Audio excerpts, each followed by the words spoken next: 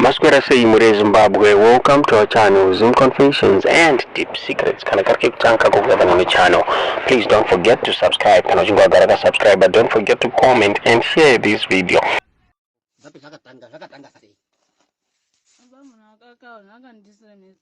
Right. Andisire message akatanga kuti nini we pano. Right. Nandina hangu rekuenda bamso wacho. Asi zvinombuti akanotanga kare bakobva ndazoti babuna yako bvazoita zvekuye panapa. Aye panapa babamuna yako bvatangoti tandaza kobva tangotondibata bata. Babamuna yako.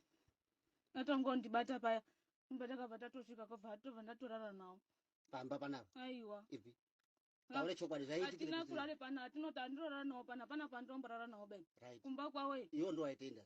Ndopataka ndakabva taenda tese zvekubve panapa kobva handi usiku vamasikati. Right. Ko amenda mise. Ko madi. Kobva andibata. Mune protect yakati bamaka zvakadaro. Nanga ine protect tatisina zvada muna protect yenyaya zvai. Kobva zvadini kanga. Kobva tatora. Ndakangoita nawo kairi basi. Taure chokwadi. Baba praise kairi basi. Atotopozitanga kati atozitanga muna takutopinda muna meni ndopakatanga kuti zvauzo amusikone meni vagarisa muno mukadzi afa nogara zvakadaro asina ba. Ina baba muna yako vatotanga kutondibata todaiso muno mukuru baba praise. Simba racho ndingacharo nepre kuti kwafika baba muna yako tanga kutondibata. Koma ndodaiso ndikata ina mvunya sombo ngura ta ina ndire chendikuta ba. Basi baba muna aina ndinganyembe ndimba chichi. Baba ndakakata zvina masiba chitotake zvekuti diti. Nepana vanototatu vatotora kondomu kobva tatova.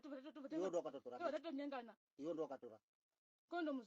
Ndinga atina kutkabva ndangati atitese panapa.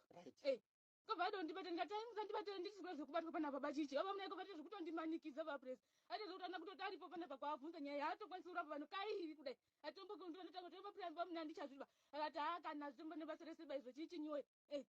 Wakarepta katwa. Akati ndisingadova press ati zvekutondimanikiza. Aumanikidzi kubve pana kunomba kwaoba. Amba press. Ndakaiti mimi ndimutaure zvakanatse kuitika. Mukade kuti michite zvekundiyara chazvina kuita ba.